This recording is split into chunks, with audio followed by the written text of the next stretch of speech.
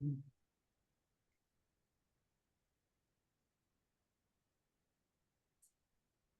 know, it's very difficult to arrive at a place in oneself where we finally become conscious that less is more. The less of our ego, the less of our self-importance, the less of all of that illusion that we, fill ourselves with. The more room there is for spiritual energy to guide our lives. And the purpose of sitting in these classes, doing deep inner work and meditation, is not to become pompous and bigger and, you know, pretentious. And, it's to truly develop a simplicity inside and a humility and gratitude for this extraordinary life that we are given, for everything that life can present to us, which represents being a teacher, represents us learning how to use whatever life teaches us to get closer to spiritual enlightenment. Can't do that if you're full of yourself, because then you're dictating to life. And I think that's a very, losing position, to spend your time dictating to life. One knows better than life. I mean, none of us know better than life. Life has been around here an awfully long time, and we have to understand that our job is to build the kind of system inside that enables us to truly embrace this amazing guru called life. And you can't do it if you're full of yourself. If you're full of fear, insecurity, if you're full of pomposity, if you're full of every kind of, situation, all the anger, the neurosis, the anxiety that really fills people, the minds that never shut up, emotions that are like quicksand. We need to learn how to master these things so that we can truly recognize that we're born on the earth to sit in front of the guru life. Let it be our teacher. Let it show us the path to spiritual enlightenment. And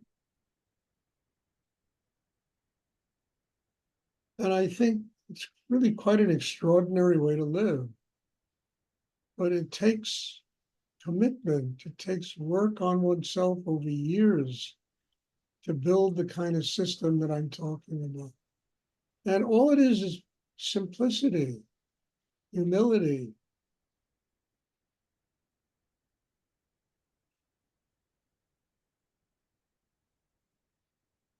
And that kind of humility allows life to truly teach us.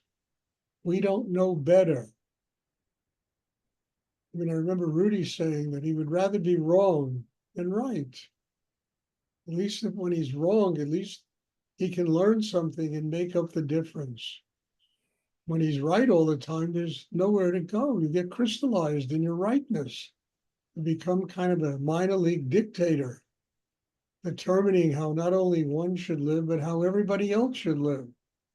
And who the hell knows how everybody else should live? We don't even know how we should live. All we know is that if we do deep inner work, it opens us to the possibilities of what life has to teach us. And life itself becomes sacred, a gift that is sacred. And we all have that gift. We didn't have that gift, we wouldn't be here. We wouldn't be going to work, we wouldn't have family, we wouldn't have friendships, we wouldn't have, nature and life and air and, everything that the universe provides. And also, once you recognize it as sacred, you're not going to mess it up. I mean, everybody's talking about, climate control and this and that. And the earth is, it's, all it is a manifestation of what's going on inside every single human being. If people would clean up their own acts inside, the earth would get much cleaner.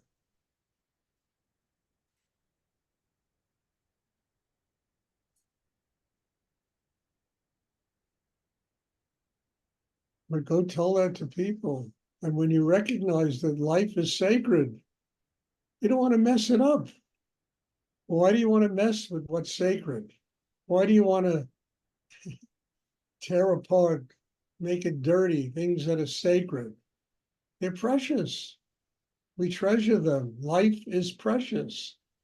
And if we treasure it,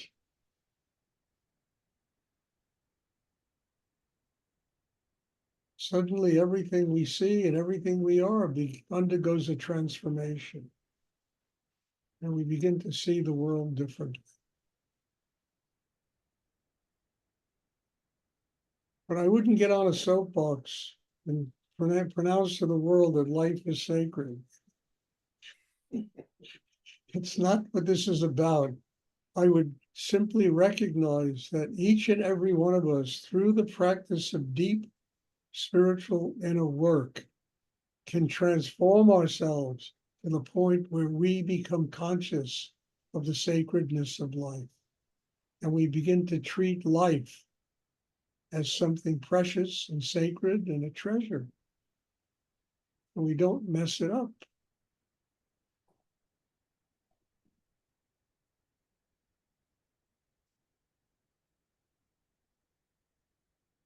Does anyone have a question?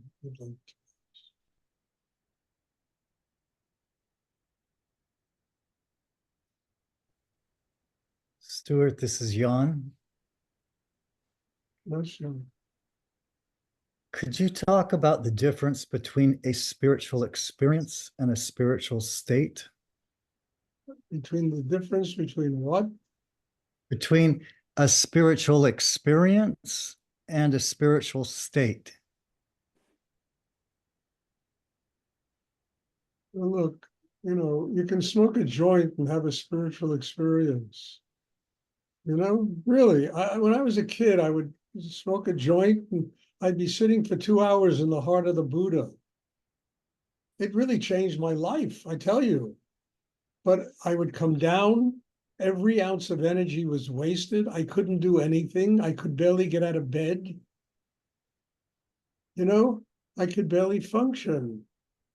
A spiritual state is a state of consciousness that provides you with Shakti, with energy, gives you a creative life. It gives you a life that is endlessly creative. And it's not just one experience. I'll tell you funny, when I ran my gallery in Manhattan, one of my galleries on 13th Street, I used to have people come in all the time. And they would see a picture of Rudy, they would see all this Buddhist art and Hindu art and all kinds of spiritual things. And oh my God. And they would all start talking about the incredible Kundalini experience they had 30 years ago. And I would look at them and they were half dead, these people. And yet talking about this incredible thing that happened to them 30 years ago that they've never forgotten. An experience. So instead of having that experience and using it as a reminder that you got to do inner work on yourself every day, they spent 30 years remembering this Kundalini experience they had. And you look at them, there was no light in their eyes. There was no glow inside them. Their energy was gone. It was an extraordinary thing. What a lesson it was for me to see that in people. And I used to get this all the time with people. So there's a big difference between an experience and building a state of consciousness that truly allows you to live a spiritual life, doing everything I spoke about for the last 15 minutes, transforming life into something sacred.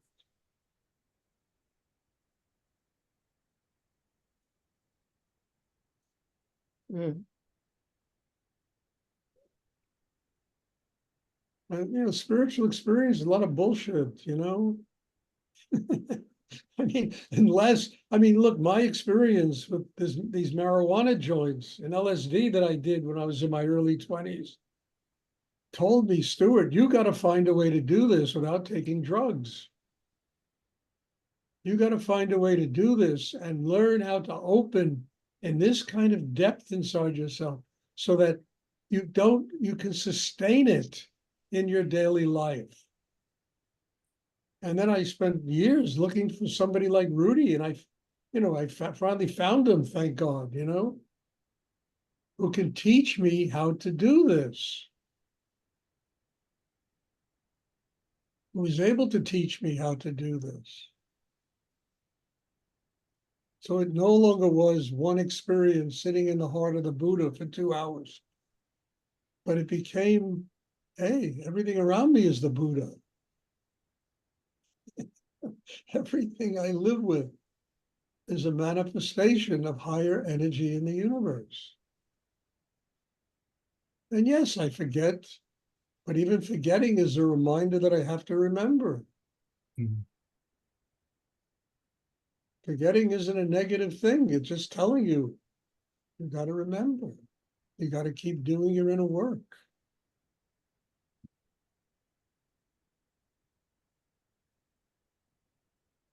Thank you, Stuart. You're welcome. I hope this is clear, not only for you, Jan, but for all of us, how important this is. And don't be the person who, I used to run into people on the street when I lived in Manhattan. Do you still teach that class that you used to teach 10 years ago? Oh, that was fantastic. It was the most wonderful thing I ever happened to. I'd run into people who tell me this, and I look at them and they were half dead. I remember I went to, a ceremony, Pingo, who died last year. She was a very wonderful person who used to be a student of mine and very close to her. She's a dear, dear human being. And at this, memorial, there must have been 15 people who used to study with me. Every single one of them came up and hugged me and thanked me. And one of them was kissing my feet, for God's sake, telling me how extraordinary it was when they were studying with me. I haven't seen one of these people in like 15 years, 20 years, how extraordinary it was. It was unbelievable. And yet I looked at them and there wasn't that vitality in them that doing it every day for years creates that growth and that creative vitality in a human being that gives them a deeper understanding of life and a deeper connection with God or higher energy. And yet all these people were telling me how extraordinary it was when they were studying. It was a little sad for me to see that. And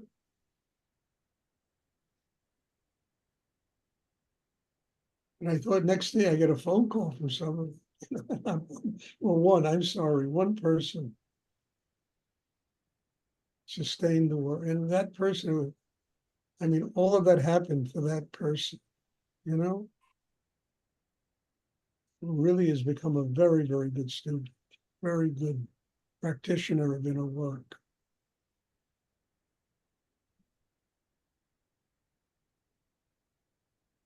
So it's not an experience, it's the sustaining of something.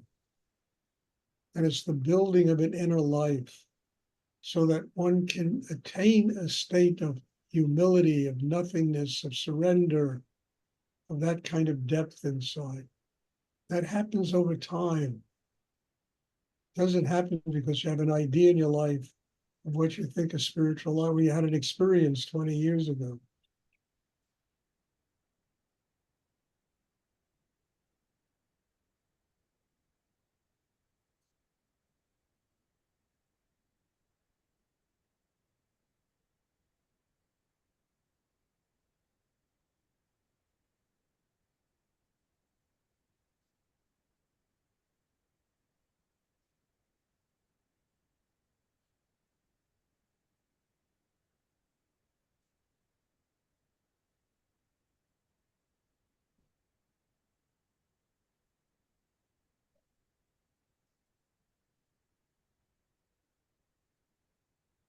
Does anyone else have a question?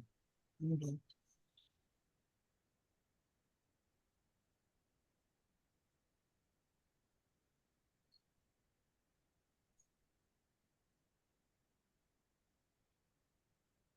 as I said yesterday in one of my classes, I'm not looking for disciples. I'm really not.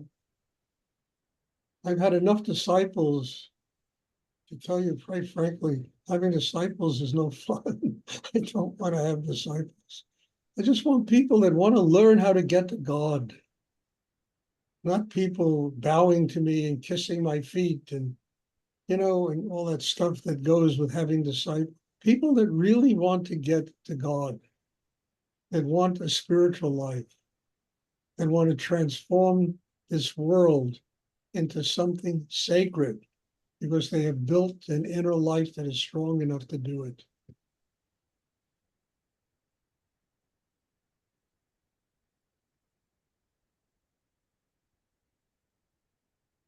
Does anyone have a question? Anyone else have a question? Yes, Ryan. So I've been thinking, who's the I that was thinking, but in terms of getting back to God, you know, like yoga, union, isn't it on some levels? Ryan, can you do me a favor? Sit Yes. still, stop moving, and just ask the question. Okay? Please. It makes it easier. Go ahead. When I think about the law of attraction and I think about imagining things as if it was already done, as if possibly I was already enlightened, and how to attract that vibration into myself. I see it as imagining it as if I was already it. I am that already. I'm already connected to God. That there's nothing I have to do, that I just have to be, and that Yeah. there's nothing I could do to Well, separate that connection. That I'm first of all, Ryan, stop thinking about all these things. Stop thinking about these things. Stop analyzing them. Stop trying to figure it out. Allow your inner development of a chakra system to become living experience. If it becomes living experience, you'll never have to think about this. You will be living it. And then you won't worry about being enlightened. Enlightened people don't know they're enlightened. They just live that way.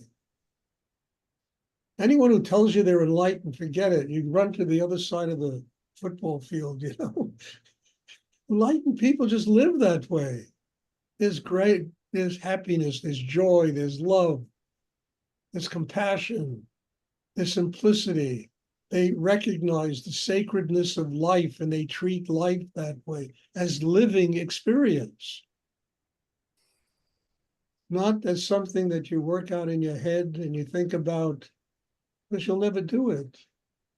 You'll never do it, but you can build a chakra system that will enable it to become a living experience. And then you won't have to think about it. You will be living it. Well, then there wouldn't even be a me to be living it. I just would be that life. I am sacred. I am life. If I say I am Ryan, I'm going to build a chakra system. But if I just think I am life, I am supreme, not I don't think, I am Look, supreme Ryan, you reality. can I say know I Ryan, look, stop it. You can say anything you want, and it doesn't amount to anything if your chemistry hasn't developed inside to where this but if I is believe it, truly, yeah, it doesn't matter what you believe. Are you living I think it? it does matter what I believe. Well, who's the I that believes it? But All right, look, and if you know, then what are you asking me questions for? I mean, why are you asking me questions if you have the answers in your head? why am I asking questions? If okay, then you live that way, and God bless you, and live that way. I suggest that you do a lot deeper inner work on yourself to transform all these things into living experience, an open heart, centeredness inside yourself, a quiet mind, not knowing so much, and just live with gratitude, with love, with openness. not knowing. I mean, look, I've developed all this stuff. I don't know, but I seem to live that way every day. Years of practice and working on myself has allowed my chemistry to mature into a life that is that way without having to know. And as I'll tell you quite frankly, people that are enlightened don't know they're enlightened. And they don't walk around with this belief system. I am God and I am this. And I've heard all this nonsense all my life. I've heard people tell me, why do I have to work on myself? You know, I live in the aura of the guru. And if I'm living in that aura of the guru, I don't have to work. He will do all the work for me. You know? And it's just nonsense. If you really live in the aura of the guru, you will work so hard on yourself in order to build a chemistry that really connects you to higher energy in the universe, as of respect for the teacher, and of respect for life, and a respect for what you were born here to do with your life. So I don't know, Ryan. If you want to live that way, it's your life. Live however you want. I'm not going to interfere. But I can suggest a few things that might work. You know, and hopefully maybe you'll hear them. If not, fine. You know, I'm not going to interfere with what you believe. I'm not here to contest or argue with anybody or fight with or try to prove that what I do is right, somebody else does is wrong. I'm not here for that. I'm here to grow spiritually. I'm here because the process of growth is an endless process. And in order to really attain that kind of inner growth, I have to get simpler and quieter and more humble in myself. And never for a moment believe I've arrived. I know.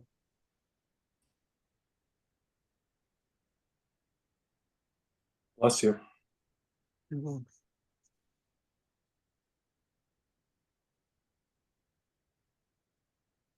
And I'll tell you another thing. I said it the other day. Just get to a place where you can start laughing at yourself a little bit. I think it's a very important place to be, where you can really look at yourself and start laughing at what am I, you know? And begin to have a sense of humor about yourself and laugh at yourself. And begin to see the absurdity of things and not to be threatened by them, but to enjoy them. Life is absurd, enjoy it, you know? Instead of pointing it out and being more important and better, and it's all bullshit, you know? Just enjoy it. It's like waiting for Godot, you know? Stand there waiting for God to come cracking jokes. I don't know if you know that play, Waiting for Godot. I always like that play. You know, Dodo and Dee out there in the middle of nowhere, you know, doing funny things while they're waiting for the Godot to come, you know, for God to come.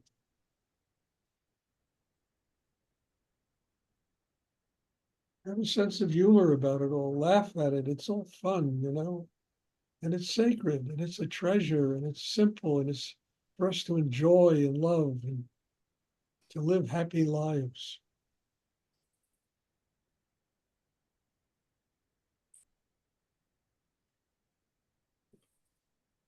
Does anyone else have a question?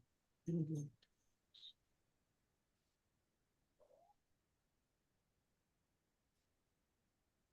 know, one thing I always loved about Rudy, and I really mean this, and it was the hardest thing I had to do with him. He always was able to break me down. And I never had anybody in my life who was strong enough to do it. And I once asked him, you know, he had so much trouble with Muktananda, and he really did. And I'm not talking from word of mouth. I saw it with my own eyes, what used to go on. And I said to him one day, I said, Rudy, it's 13 years. Why do you continue to go there? And he said, I've never met anyone yet who has the strength to break me down. He's the only teacher I have ever met who can break me down. That's why I go. Now, that kind of humility you don't find in a lot of people. I will go and get my ass kicked because getting my ass kicked will enable me to get closer to God. It'll keep me from ever thinking that I'm anything important in life except a servant of God. And he used to do that for me. And at first, holy shit, it was impossible. But then when I began to realize what he was doing, I was so grateful that I had someone in my life who could do that for me. It was Do you strong enough think, to tell me I was full of shit.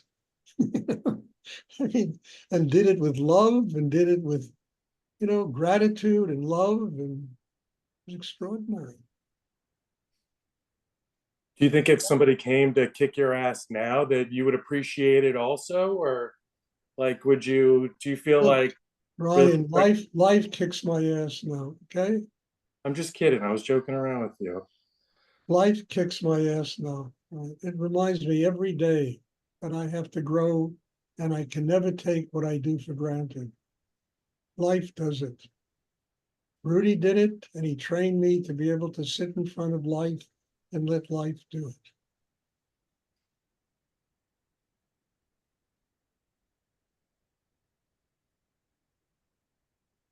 Does anyone else have a question?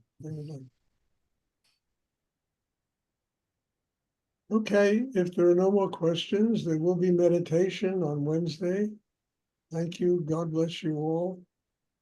And I tell you, I say it again and again, I am very grateful to each and every person here. All of you represent, an opportunity for me to grow in my life, to go deep enough to be able to deal with the blocks and the tensions of myself in order to provide the Shakti that hopefully can nurture everybody sitting here in this meditation class. So God bless you all. It's a place to grow, and it's a place to truly build an inner life that is strong enough to transform, as I said earlier, the one thing in life, one thing that is really sacred, that's life itself. And it doesn't become sacred until our consciousness can embrace it. So thank you and bless you all. And there'll be meditation on Wednesday. I'm looking forward to it. Good night. Thank you, Thank you, Stuart. Stuart. Thank you. Thank so you, much. Stuart. Thank you, sir. Thank Good night. Good night.